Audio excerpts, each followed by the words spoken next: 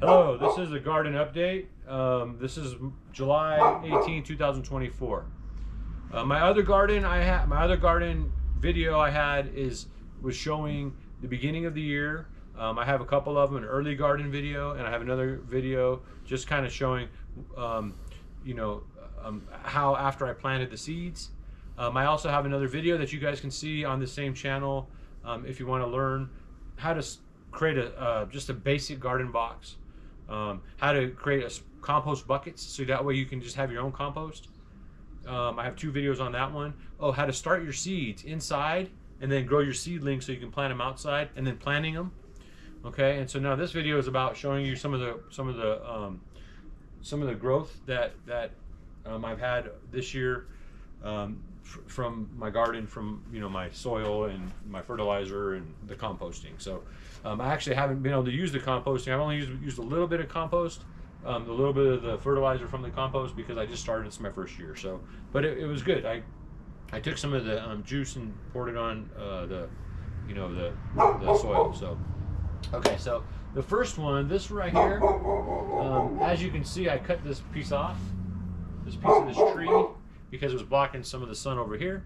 But this is the apricot tree, and apricots, apparently they go every other year. So this is my third year. The second year I had some apricots. This year I have very few apricots. So I guess I'm planning next year to have a harvest. I'm having hopefully have some apricots next year. So just to let you know, that's how fruit trees are. Well, at least that's how apricot trees are from what I've learned. Also, guys, remember, I'm learning. So I've been doing this since 2013, but I'm learning every day. So this is not something that I know everything about, but I do know quite a bit. And the videos I post that I posted before are just, like I said, I just want to inspire people to get out here and garden and grow your own food. And it's you don't always not everything grows all the time the way you want it, but when you do get that harvest and you do get that good, like my tomatoes or my cucumbers or my kale or lettuces, it's nice, it's awesome. And then the food you eat, you feel much better and stuff like that. So anyway, so that was the apricot tree. Coming along here now, this side over here, I planted some lemon cucumbers down here, but we don't need to pan it on those or anything like that because those are just basic. The problem with those, that's kind of what I was talking about, is that I planted those kind of late. So if I would have planted those a little earlier, they probably would have been growing like this one here by now. So if you look over here on the camera, see this one here? This one right here is probably like 3 times or 4 times the size of this one over here. Okay, so, but this cucumber plant is starting to grow, and I'm going to spread this along this little trellis thing I built here. And then I should have the next video, you should be able to see a bunch of lemon cucumbers hanging along there, and they harvest, like, I was harvesting more of those, and the Japanese eggplant, and like I said, the kale and the lettuces and the tomatoes and the peppers. A lot of that stuff I was harvesting last year. So we'll see what happens. It's the end of July. Nevada, we kind of a little bit later than California and stuff as far as our seasons go and stuff like that. So hopefully this next month, August, is going to be the month where I'm going to see a lot of some fruits of my labor. If you can pan down right there, see that plant right there? This plant right here, I just want to share with you guys. This is what happens when you water it.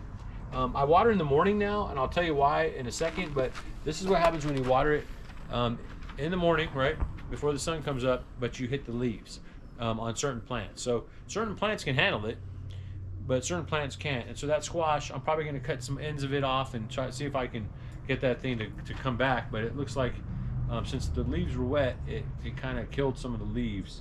So yeah, you got to be careful. And then the other thing is that plant is the one that's famous for squash bugs.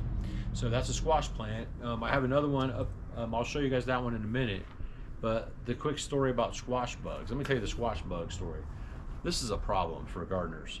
Now they do have some stuff that you can buy. I went to many stores. I've done research online, and it's very difficult to find information on organic to kill them, because a lot of the a lot of the farmers and stuff, they might use pesticides, and I don't use bug spray. I don't use any of that. It's all organic, I don't believe in that. So if I use bug spray, it's going to have to be the stuff with the natural oils that you can buy that's organic. Otherwise, I will not touch that stuff. So, but as far as those go, so here's the story. The last few years, I've had a squash bug problem. So what happens is I grow these like green zucchini plant, or maybe a butternut squash plant, right? And what'll happen is you'll grow it. I'll get a good harvest. I'll get, like, I remember I had a bunch of squash last year, but then all of a sudden you'll see this squash bug on there, and then next thing you know, what happens is they lay their eggs, and if you don't get them off or get their eggs off, then what they'll do is they'll of course multiply, and then what those little guys do is they'll start attacking your plants, and they'll start sucking the juice out. So then when you're trying to go for your next harvest, you're like, wait a minute, where are my squash plants? My squashes, they're gone because they're not growing anymore. They'll I guess they become like stagnant or something because the bugs are messing up their or sucking out the juice. So anyway, that's my story with those. So I have found a way to kind of mitigate that on this one too. This one, even though this one might not make it,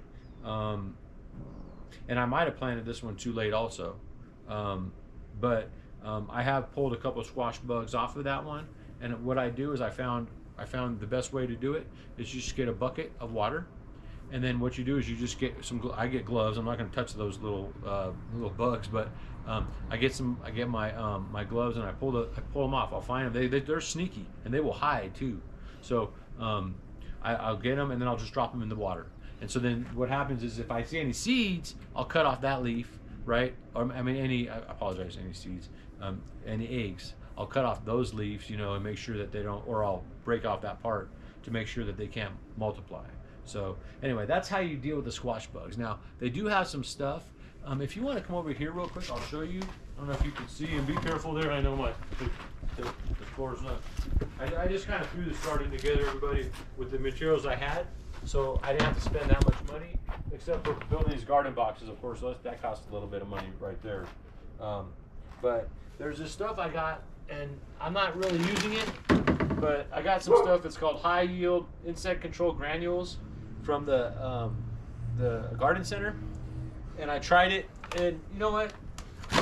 I don't like that because I know it can't be like the organic. Like I said, I try to use only organic, but I was trying to figure out this thing for the squash bug, so I tried a little bit, and it didn't seem to do the job.